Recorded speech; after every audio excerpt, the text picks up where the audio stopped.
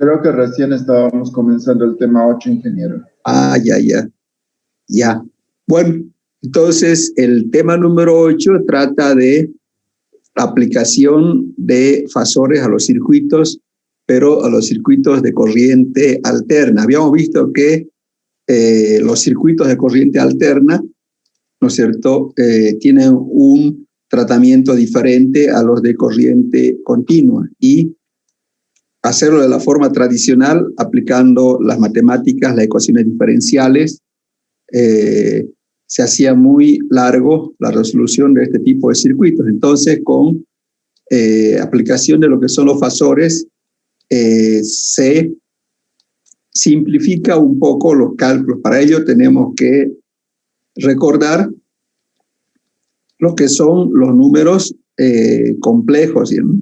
Ya aquí sí se utiliza los números complejos para resolver este tipo de circuitos. Bueno, vamos a hacer así un repaso medio rápido, porque esto ya de números complejos ustedes ya lo han visto, ¿no es cierto? Bueno, entonces, ¿qué es un número complejo? Por ejemplo, aquí tengo una ecuación simple, ¿ya? ¿Cuál será la solución de esta ecuación simple de segundo grado? ¿Ya?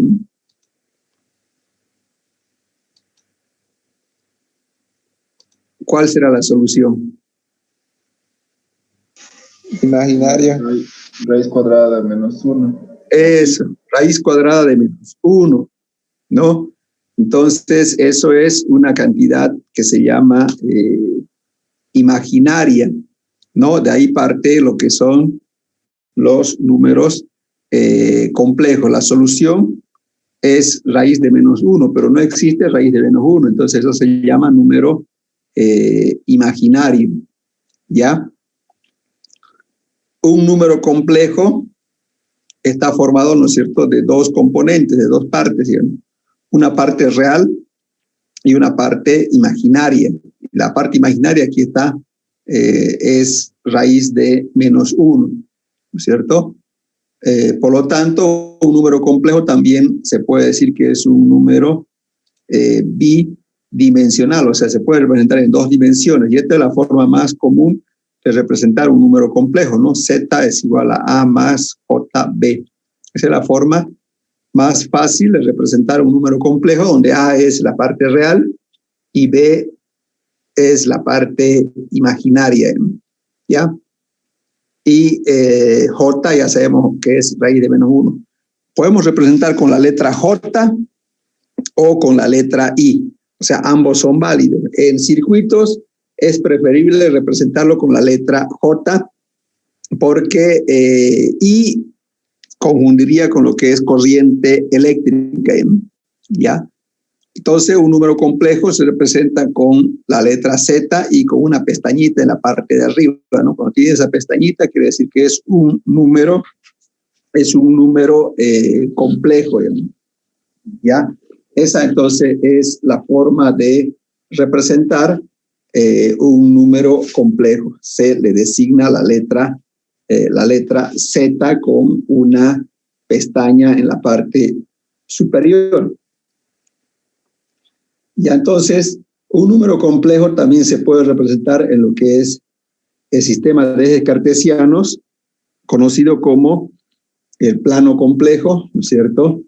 Y de la siguiente forma, fíjense, en el eje X van los números reales y en el eje Y van los números imaginarios. Y, por ejemplo, aquí tenemos el número complejo AJB, ¿no es cierto?, que vendría a ser este punto de aquí, ya, que tiene un ángulo, y la distancia, ¿no es cierto?, de este punto hasta este punto se llama módulo del número complejo, que se representa con dos rayas que indica el valor absoluto, ya, entonces, esa es la forma de representar un número complejo. Z es igual a A más JB, ¿ya? Entonces, esa es una forma de representar con módulo y ángulo. Esta es la primera forma. Y la segunda forma, fíjense, es con el módulo y el ángulo, ¿no? Entonces, eso ya se llama coordenadas polares en matemáticas, que también se lo puede realizar, ¿ya? Entonces, cuando tengo dos líneas, significa módulo de z, o cuando está así solita la z, significa módulo. Cualquiera de los dos me representa el módulo, que es la distancia del origen hasta este punto, ¿ya? Y cuando tiene su pestañita se llama número complejo, ¿ya? Esa entonces es la forma de representar un número complejo. Bueno, no creo que tengan muchas preguntas sobre esto porque eso ya ven bastante ustedes en la parte de matemáticas. Bueno, sigamos entonces. Un número complejo puede escribirse de dos formas, ¿no es cierto? Esta es la forma binómica que se llama, donde dice que z es igual a más jb, ¿no es cierto? Parte real, parte imaginaria. Y la representación ya la habíamos visto, ¿no es cierto?, cómo es, ¿no? ZA más JB. Hay otra forma de representar, ¿no es cierto?, que vendría a ser de esta forma, que a la vez viene a ser lo mismo, fíjense. El módulo de Z por el coseno de alfa viene a ser esta distancia de aquí. Matemáticamente, esto viene a ser A. Y el módulo de Z por el seno viene a ser B. Entonces, prácticamente es lo mismo. O sea, en pocas palabras, ¿qué quiere decir eso, no? Que puedo factorizar el módulo de Z, ¿no es cierto? Y decir que el módulo A o la parte real es igual al módulo por el coseno de phi.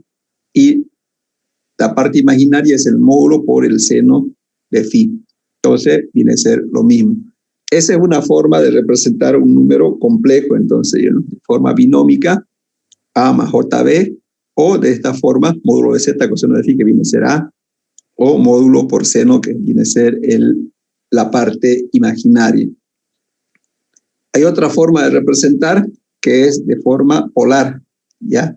De forma polar, ¿no es cierto?, es un número complejo, se representa por un módulo y por un ángulo.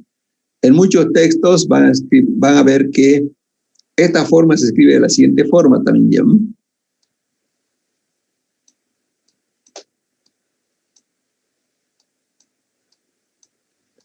El módulo de Z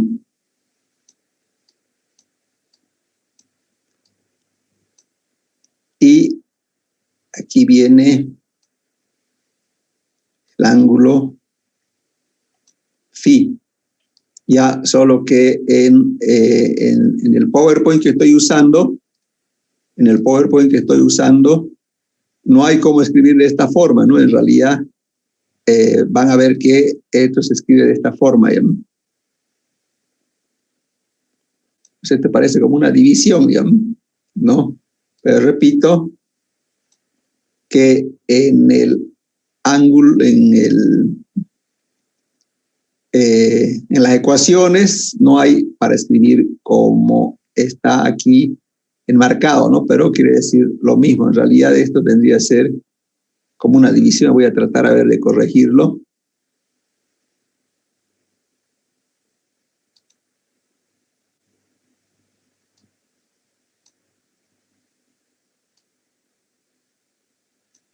Bueno, algo así más o menos, ¿eh? Pero ya no importa, ¿ya?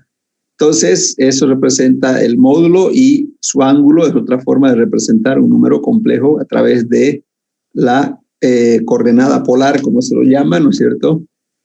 Ya, el módulo de Z por Pitágoras es igual a la parte real más la parte imaginaria, y el ángulo es arco tangente de B sobre A, parte imaginaria sobre parte real, ¿no es cierto? Entonces, esa es la forma de representar un número complejo de la forma polar. ¿Alguna pregunta hasta aquí? Todo claro. Bueno, entonces, esto que está de rojo, fíjense, así es como se escribe realmente. ¿Qué pasa? Que no pillé en las herramientas matemáticas cómo escribir de esta forma, fíjense, salvo que ustedes sepan, ¿no? Pero yo en las herramientas matemáticas, aquí hay el Word, el PowerPoint tiene, ¿no es cierto?,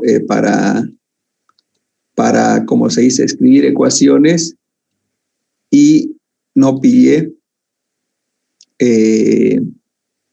no pillé, ¿no es cierto?, cómo escribir eso, ¿no? O sea, que hay una herramienta que se llama ecuación. Y aquí, fíjense, tienen varias opciones, pero no pillé en ninguna, así como les indiqué, ¿no? Salvo que ustedes lo conozcan, ¿no? Aquí no hay. Bueno, hay varias formas de escribir matemáticas, integrales, radicales, pero no pillé esa forma, ¿no? ¿Alguna pregunta?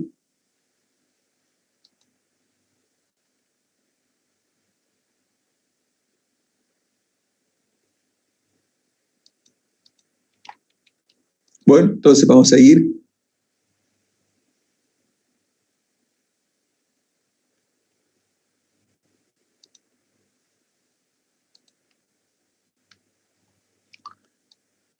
Entonces, un número complejo, ya habíamos dicho que se puede escribir de esta forma, A más JB, ¿no es cierto?, que estamos repitiendo de ese rato. Y en la gráfica también dijimos que el módulo de Z es igual, la parte real, perdón, es Z por coseno de phi, la parte imaginaria es Z por seno de phi, eso ya lo habíamos dicho, ¿no?, que es A y que es B. Bueno, aquí habíamos quedado en realidad, ¿no es cierto? Ya. Ahora vamos a ver lo que es la identidad de Euler, ¿ya? Esta es la identidad de Euler, que seguramente lo han visto en ecuaciones diferenciales, ¿no es cierto? Y dice que, fíjense, una suma trigonométrica, coseno de phi más j seno de phi, es igual a un exponencial imaginario, ¿no es cierto? Eso ya está demostrado en matemáticas, que esto que está escrito aquí es igual a esto que está aquí, ¿no? Entonces, se llama identidad de Euler o Euler, como quieran llamarlo. Es una identidad matemática para números complejos. Y fíjense en lo siguiente. ¿Se recuerdan que yo escribí un número complejo de esta forma, ¿no? Z por coseno de phi más módulo de Z seno de phi, ¿cierto? Si se recuerdan, esto era el término A y esto era el término B imaginario. ¿Ven alguna similitud entre esta forma de escribir un número complejo y la de arriba o no? Sí. Ya, muy bien. Lo que está dentro del paréntesis, entonces fíjense, esto de aquí, que está dentro del paréntesis, se parece, ¿no es cierto?, se parece a esto que está aquí, ¿sí o no? Entonces ahí vamos a relacionar un número complejo con identidad de Euler. ¿Y cómo lo vamos a relacionar? De la siguiente forma matemática, ¿no? ¿Ya? Entonces, fíjense, podemos decir que un número complejo Z es igual al módulo y cuenta de coseno más j seno, ¿no es cierto? Le reemplazamos por esto de aquí. O sea, esto de aquí lo estamos reemplazando por E a la J phi. Entonces, con eso estamos relacionando la identidad de Euler con los números complejos. ¿Ya? Vamos a ver un ejemplo, por ejemplo, E a la J phi más alfa, aplicando las propiedades, puedo escribir de esta forma, o puedo escribir de esta forma, ¿no? Coseno de phi más alfa más j seno de phi más alfa. Eso sería aplicando la identidad de Euler para relacionar, ¿no es cierto?, esto de aquí. Aquí otro ejemplo, fíjense, A máximo por E a la J omega T más alfa es igual a A máximo coseno de omega T más alfa más J seno alfa. Si yo analizo esta ecuación, de aquí, les hago la siguiente pregunta. ¿A qué se parece este término de aquí? ¿A la ecuación de qué se parece eso que estamos aquí, que tenemos aquí? ¿Se recuerdan en el tema número 7 a qué se parece? Al voltaje. Exactamente eso, se parece a la ecuación de una onda, ya sea de voltaje, corriente, otro tipo de onda, ¿no es cierto? ¿Sí o no? Entonces, fíjense, ¿qué quiere decir eso? Que la ecuación de una onda de voltaje es una parte de un número complejo, aplicando la identidad de Euler. porque esto es una partecita de esto de aquí, ¿no es cierto? Entonces podemos decir que la ecuación de onda de voltaje corriente en corriente alterna es nada menos y nada más que una parte de un número complejo, porque este es un número complejo que hemos hecho con la identidad de Euler. Entonces la identidad de Euler me da una igualdad para salir de la ecuación de onda a identidad de Euler, y ya pasamos a los números complejos. O sea, lo que hacemos con esto es relacionar, ¿no es cierto?, las ecuaciones de onda de voltaje o corriente y pasarlos a números complejos equivalentes, ¿ya? Eso es la aplicación de Euler a los circuitos de corriente alterna. ¿Alguna pregunta?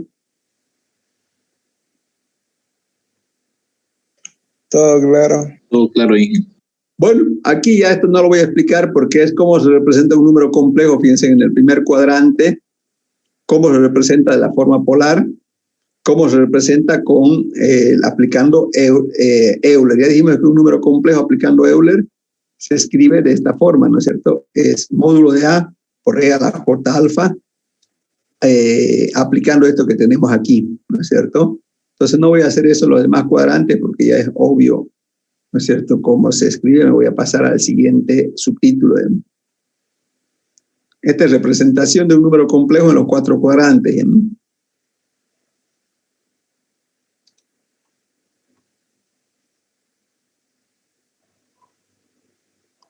En la representación de un número complejo en los 4 cuadrantes lo voy a hacer eso. Entonces voy a pasar a esto de aquí. Vamos a hacer operaciones con números complejos. Producto de un número complejo por un número, o sea, por un escalar. Tengo yo un número complejo y si lo multiplico por un escalar que es un número cualquiera, esta K, obviamente, aquí estamos multiplicando al número complejo por la K, que es un escalar, un número, y eso va a afectar a la parte real, la parte imaginaria, ¿no? Eso es lo más sencillo y obvio en matemáticas, ¿no? O sea, entonces esto es muy sencillo. ¿Cómo es multiplicar un número complejo por un escalar? El escalar o el número lo afecta a ambos términos. Y si está escrito de esta forma de aquí, fíjense, si está escrito de esta forma de aquí, el escalar solamente le afecta al módulo, ¿no? Al módulo y al ángulo no. El ángulo sigue tal cual está. Eso es cuando está representado de la forma módulo y ángulo. Bueno, después tenemos suma, resta, multiplicación, división. Si yo tengo dos números complejos, Z1 y Z2, ¿no es cierto?, de las dos formas, escritas de las dos formas, yo puedo hacer las operaciones. ¿Cuáles son las operaciones? Suma, resta, multiplicación, división. Entonces, ¿cómo es la suma de los números complejos? Es bien sencillo, ¿no? Z1 más Z2 vendría a ser igual a esto. Esto puedo simplificar de tal forma de que voy a tener otro número complejo, sí, ¿no es cierto? ¿Sí, no? ¿Cuál con cuál se suman aquí cuando tengo suma de números complejos? ¿No? ¿Cómo se procede a la suma? Parte real, todo lo que es un paréntesis, la parte real, y el otro la parte imaginaria.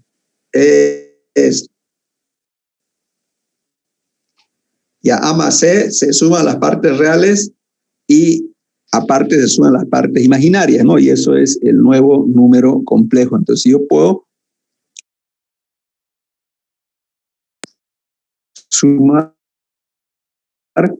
con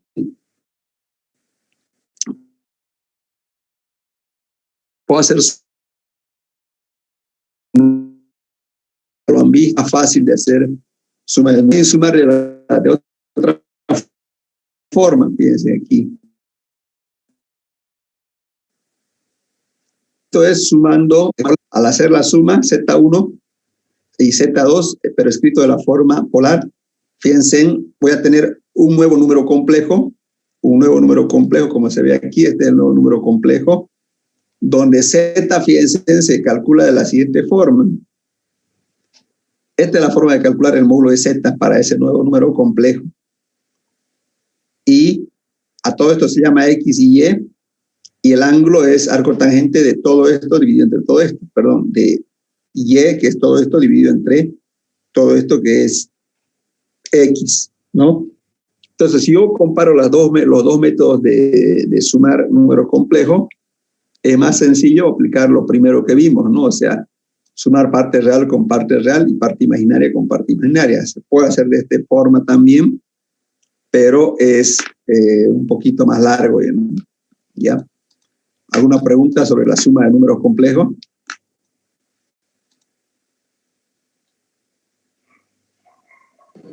No hay que tener. Todo bien, Inge. Gracias. Bueno, sigamos entonces con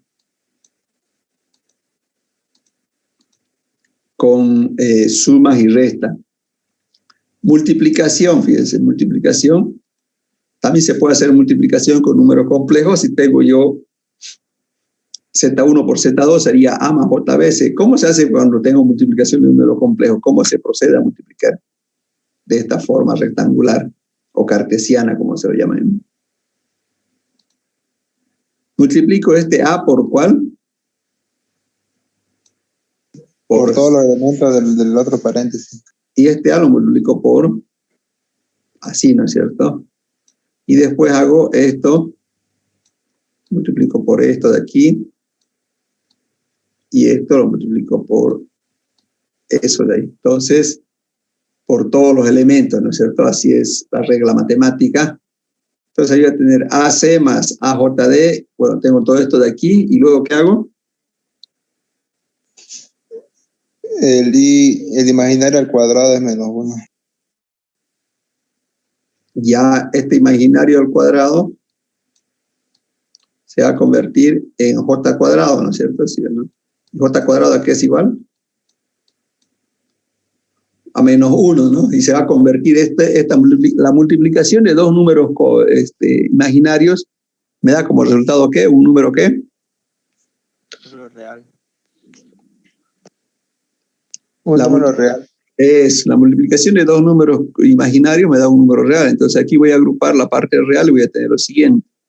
AC, esto se va a convertir en real, ¿no? Menos B por D, se convirtió en la parte real, más J AD más BC, que es la parte imaginaria. Entonces, así sería la suma de números, la multiplicación de dos números complejos, ¿no? Aplicando esta formulita, directamente lo reemplazamos y tenemos un nuevo número complejo.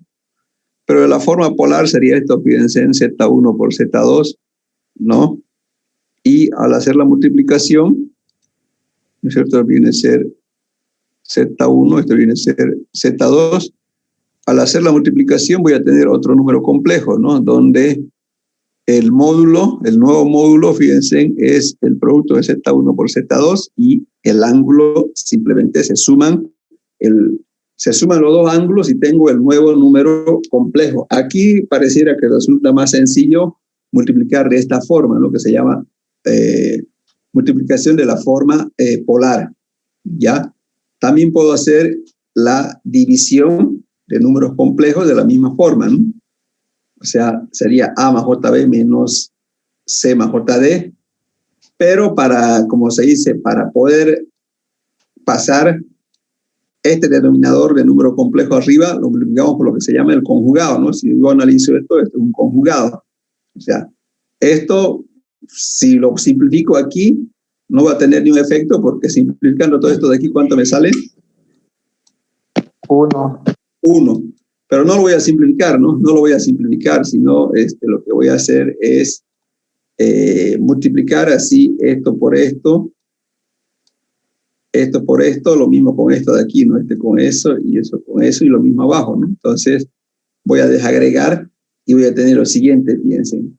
La parte real de la división de dos números complejos sale A por C más B por D entre C al cuadrado más D al cuadrado, y la parte imaginaria B por C menos A por D sobre C al cuadrado más D al cuadrado. Y esa es la forma de dividir dos números complejos de este método. ¿Alguna pregunta sobre esta división de números complejos? Todo claro. Todo claro ahí.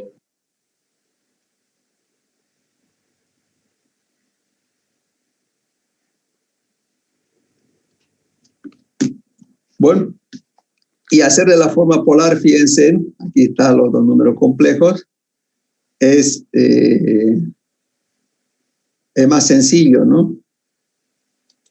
Esto es la parte del nuevo módulo y esto es el ángulo cuando tengo división de dos números complejos. Bueno, entonces, esas son las operaciones básicas que voy a hacer en los circuitos eléctricos y es bueno repasarlos porque esto ya lo han visto en matemáticas, en cálculo, ¿no? Bueno, sigamos entonces. El valor conjugado, ¿qué es el valor conjugado? Fíjense, si yo tengo un número A más JB, el valor conjugado, fíjense, simplemente se le cambia el signo. Cuando lo cambiamos de signo a un número complejo, a la parte imaginaria estamos hablando, se denomina valor conjugado y se lo representa con una letra Z con un asterisco, ¿ya? A ver, vamos a ver unos ejemplos reales y vamos a pillar esto de aquí, a ver, alguien. Yo voy a hacer la suma, por ejemplo, y el resto me van a dictar ustedes, ¿no? Entonces, Z1 más Z2, ¿a qué va a ser igual? A ver aquí, directamente el resultado. ¿Cuánto va a ser el nuevo número? ¿Cuánto va a ser el nuevo número complejo? 5, ¿y qué más? 2. 2J. 2J. Ya. Ahora este de aquí, ¿cuánto sale?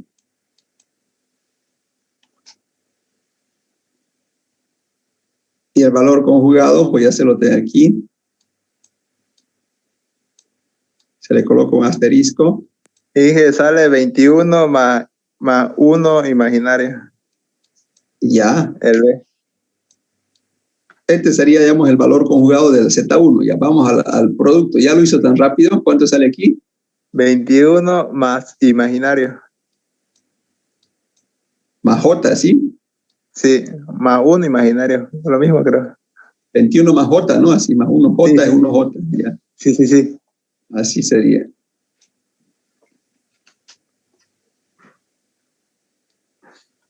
Y aquí el número conjugado Z2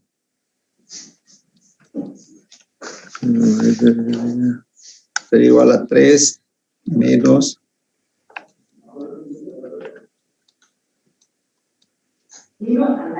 la división. ¿Cuánto sale? Me salió 9 dividido entre 34 menos 19 dividido entre 34 imaginario. Son negativos los dos. Menos 9 sobre 34 y menos 19 sobre 34 imaginario.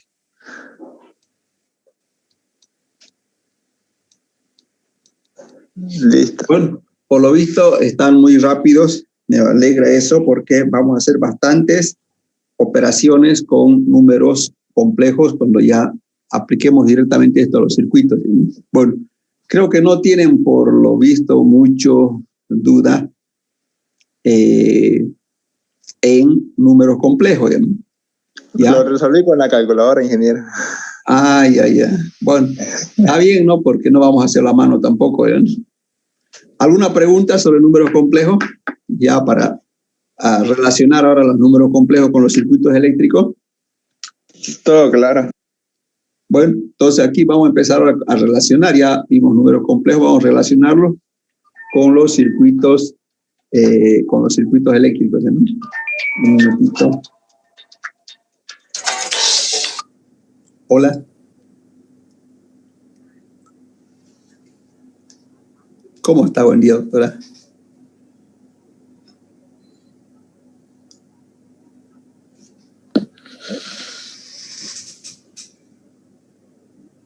Sí, ya lo terminé y se lo mandé al arquitecto el día jueves. Ahorita le llamo más bien y no, él me dijo que lo iba a revisar y me iba a dar, digamos, una respuesta de observaciones. O le llamo a él directamente, ¿no? Ya. Sí, exacto. Yo le llamo a este momento y le digo a ver qué me responde él. Yo el día miércoles, jueves, no me acuerdo, yo le envié para que revisión. Le envié ya el día.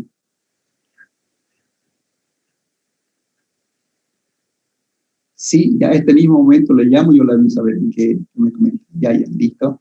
Ya. Eso es lo.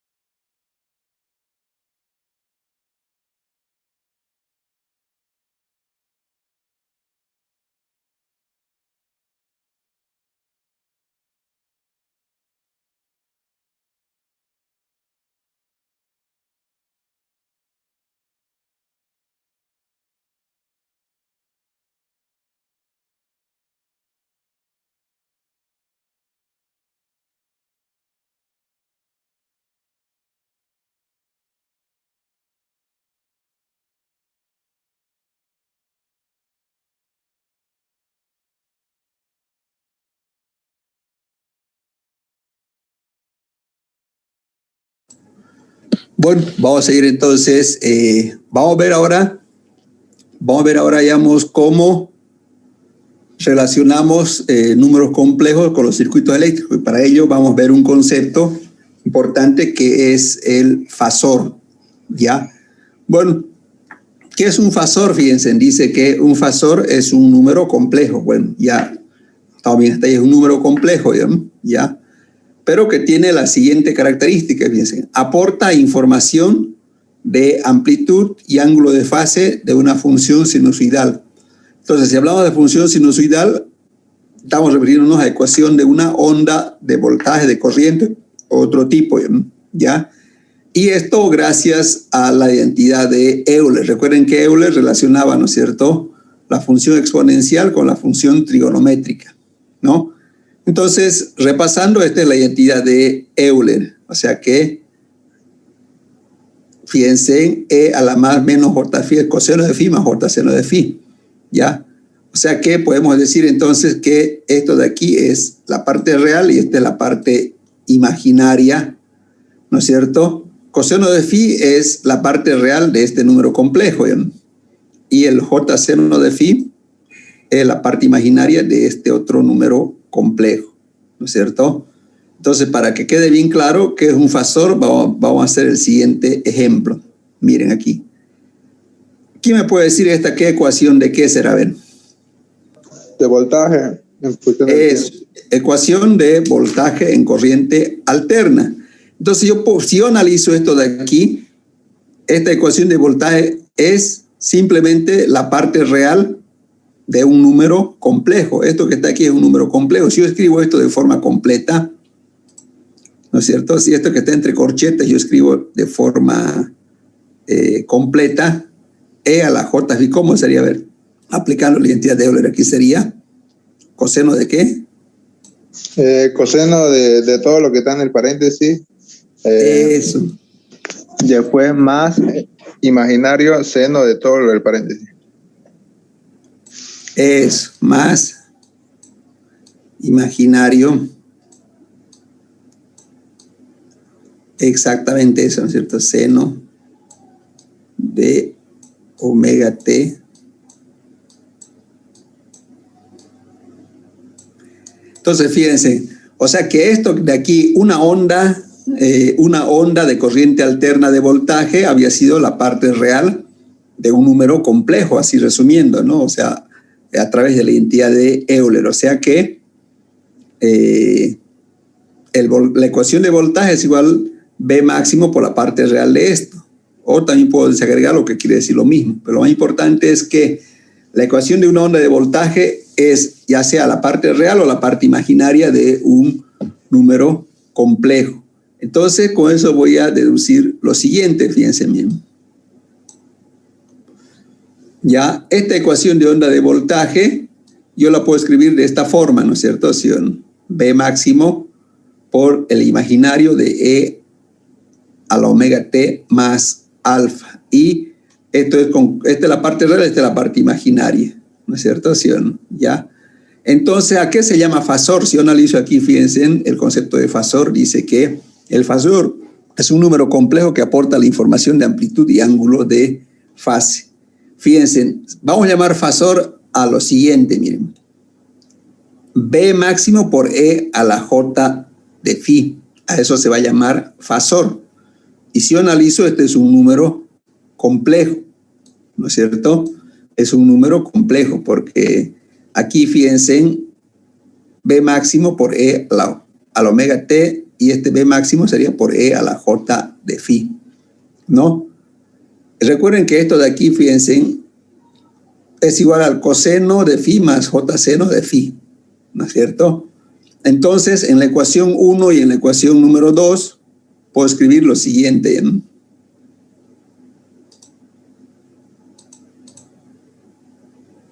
la ecuación 1 y en la ecuación número 2, puedo escribir lo siguiente, ¿no? Que el voltaje es igual a la parte real de B. Recuerden que B es B máximo que a la JG más tanto, ¿no es cierto? O escribir que el voltaje es igual a la parte imaginaria de esto de aquí en la ecuación número 2. Entonces, estas dos ecuaciones de celeste es la que vamos a utilizar para convertir de ecuación de onda en circuitos de corriente alterna, para convertirlos a números complejos y poder trabajarlos, ¿ya? Aplicando estas dos formulitas de aquí, ¿ya? ¿Alguna pregunta?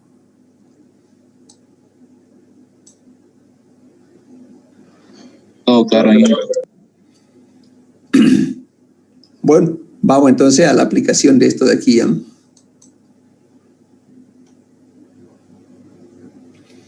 Para que, fíjense, para que quede claro, vamos a empezar con la matemática, después con los circuitos. Tengo aquí, fíjense, dos ecuaciones de onda, ¿cierto? Lo más importante para hacer la suma es esto de aquí, que estos sean idénticos, ¿no? Y el resto no interesa. Entonces, fíjense aquí, me pide hallar la suma de estas dos ecuaciones de onda. Si yo logro juntar estas dos ecuaciones, van a ver con qué facilidad se hacen usando lo que es aplicación de fasores, que se basa en la identidad de Euler. Entonces, fíjense, aplicando trigonometría, ¿cómo sería? Aplicando trigonometría, ¿no es cierto? Voy a tener que la suma de estas dos ecuaciones de onda va a ser así: 20 coseno omega t menos 30 más 40 coseno omega t más 60. Estaría así.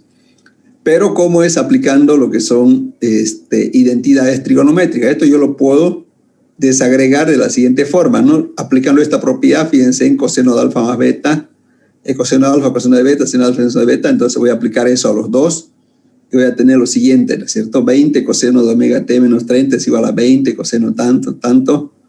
Y el otro, resumiendo o simplificando, quedaría así más o menos, ¿no? ¿Ya? Eso es 20 por coseno de omega t, ¿ya?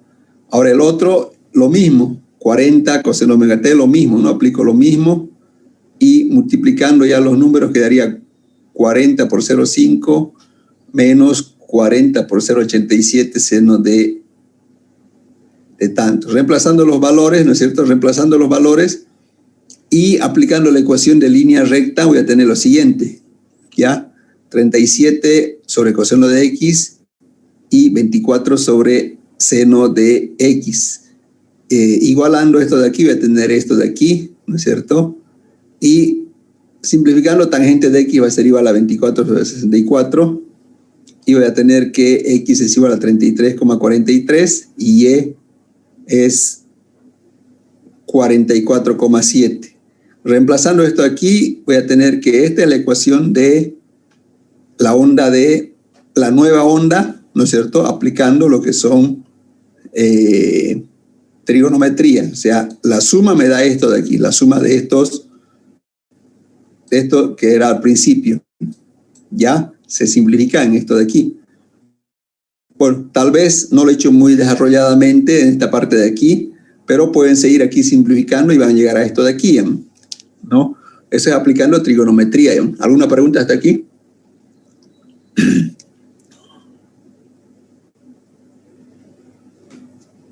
Hola, hola.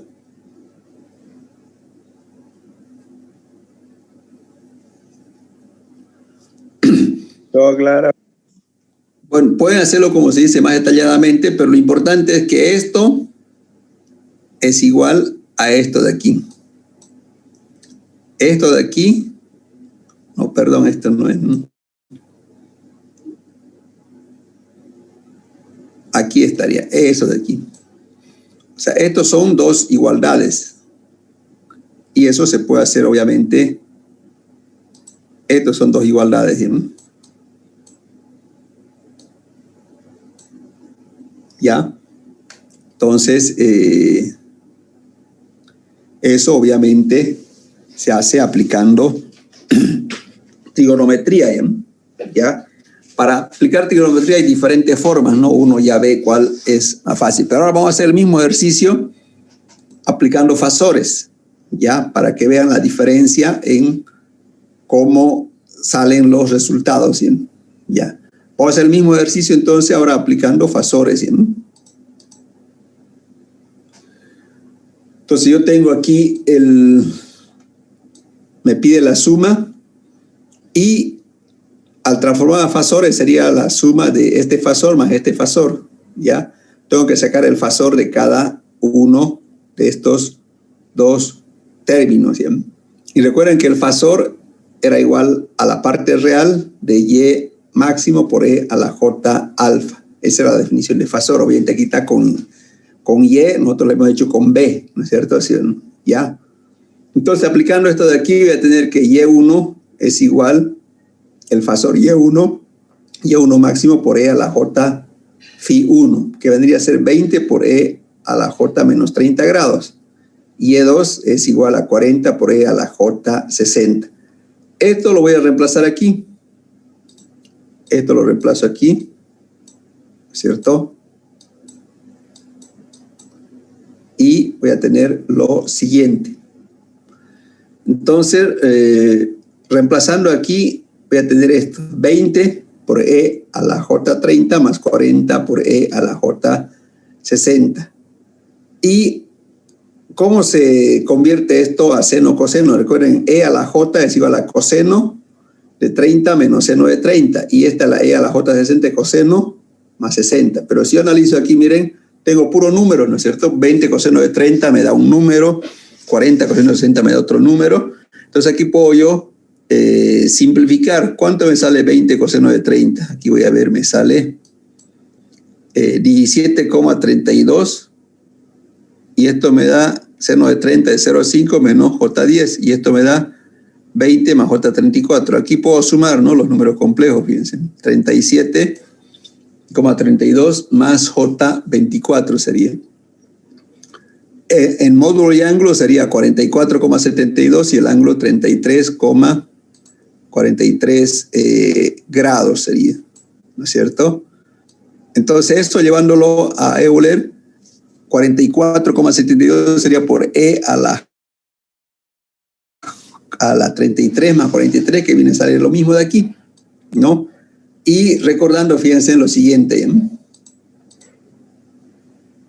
que yo una expresión trigonométrica de una onda voy a escribir de la siguiente forma. Y es igual a la parte real del fasor Y multiplicado por E a la J omega T. Como ya tengo el fasor Y, entonces simplemente le saco la parte real.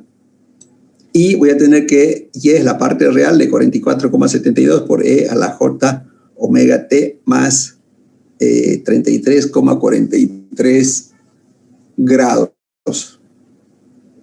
¿No es cierto? Entonces, y la parte real de este número complejo es 44,72 por el coseno de omega T más 33 grados. Entonces, si yo comparo, he obtenido, ¿no es cierto?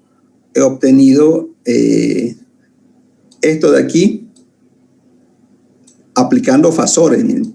Y si recuerdan la anterior página, ¿no es cierto?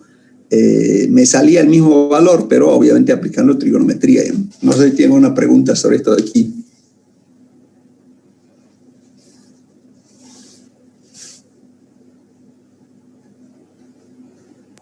Trabajamos con la parte real, ¿no ves? Del fasor, ¿no ves, ingeniero? Cuando son coseno con la parte real, ¿ya? Cuando es seno con la parte imaginaria, ¿ya?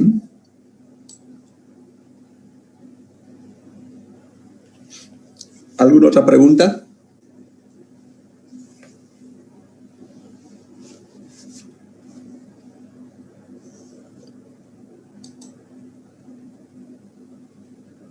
Bueno, para ir resumiendo, entonces, fíjense, esto es la forma de escribir una ecuación de forma común que se llama dominio del tiempo. ¿Por qué? Porque depende, la variable es el tiempo, ¿no es cierto?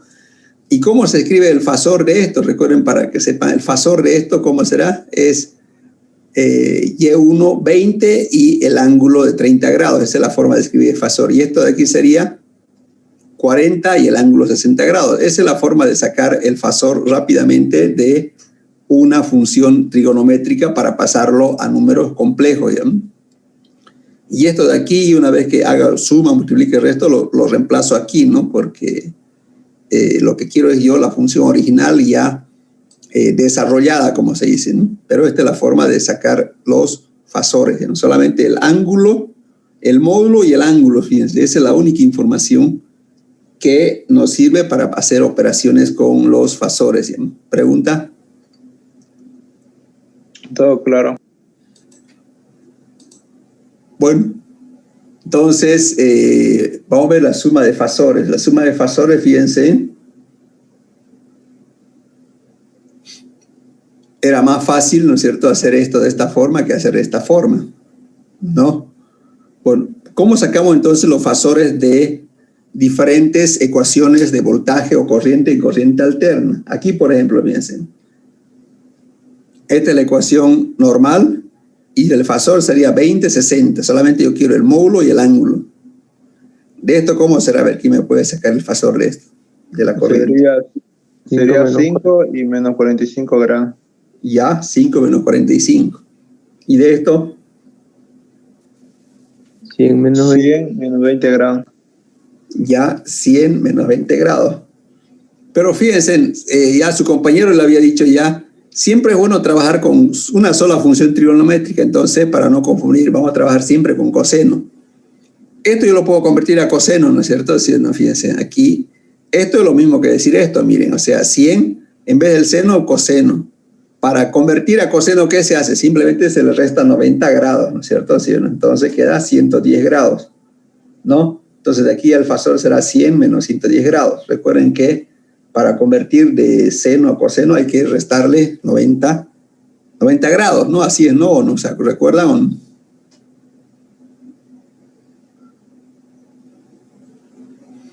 O sea, a ver, vamos a hacer aquí un ejemplito para que se entienda bien. O sea, decir seno de 20 grados, menos 20 grados, perdón, es lo mismo que decir coseno de menos 110 grados. Saquen con su calculadora y veamos los resultados, ¿no? ¿Cuánto sale el primero y el segundo? ¿Cuánto sale el primero y el segundo? El primero sale menos 0,34 grados. ¿Y el segundo? Mismo, Lo ingeniero. mismo. ¿Cuánto? Lo mismo.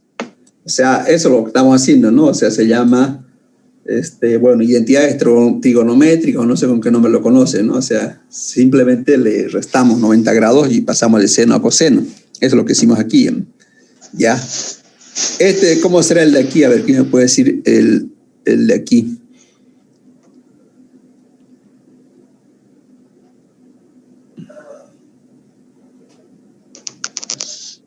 $150, el grado sería 60 grados. Ya, aquí me olvidé un signo, van a disculpar aquí. Este es menos 150.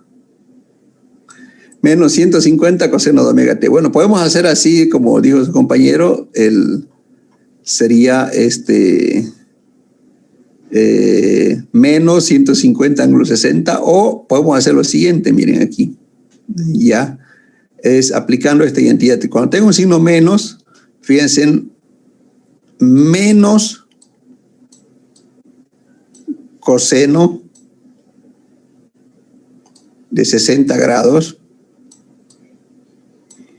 es lo mismo que decir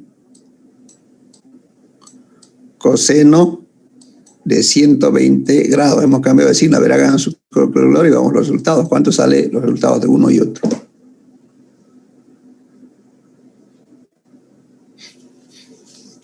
¿Cuánto sale? Menos coseno de 60, ¿cuánto sale?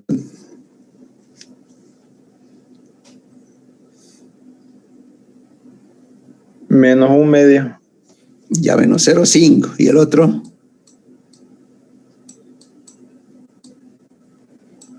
Lo mismo. Lo mismo. Entonces pueden hacer esos cambios, ¿no? Gracias a las identidades trigonométricas. ¿Ya? Entonces esto ya sería en fasor 150 y 120 grados. O lo dejan aquí, ¿no es cierto? Pero el menos vendría a ser aquí por delante de todo. ¿Ya? ¿Alguna otra pregunta?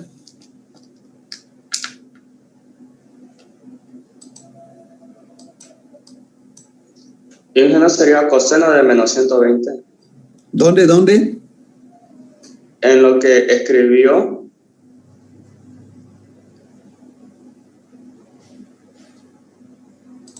Ya. Lo que yo escribí es, digamos, menos coseno de 60 grados es igual a coseno de menos 120 grados. Ahora aquí hágame la pregunta, ¿cuál que decía? no, ese menos creo que no lo había escrito. El ¿Esto menos de aquí? 120. No, el del 120, creo que le Ajá. había puesto coseno de 120 nomás. Pero igual es positivo, creo. A ver, ¿cuánto sale este término de aquí? Menos 0,5. ¿Y cuánto sale este término de aquí, todo esto? Menos 0,5. Entonces es lo mismo, ¿no? Matemáticamente. O sea, decir menos coseno de 60 es lo mismo que decir que coseno de menos 120 grados. No sé si está claro o peor le confunde.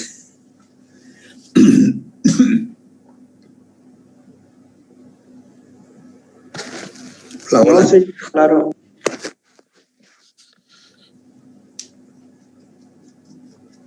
¿Está claro ahora o no? Sí. Sí, gracias. Sí, ahora sí está claro. Bueno, vamos a seguir entonces.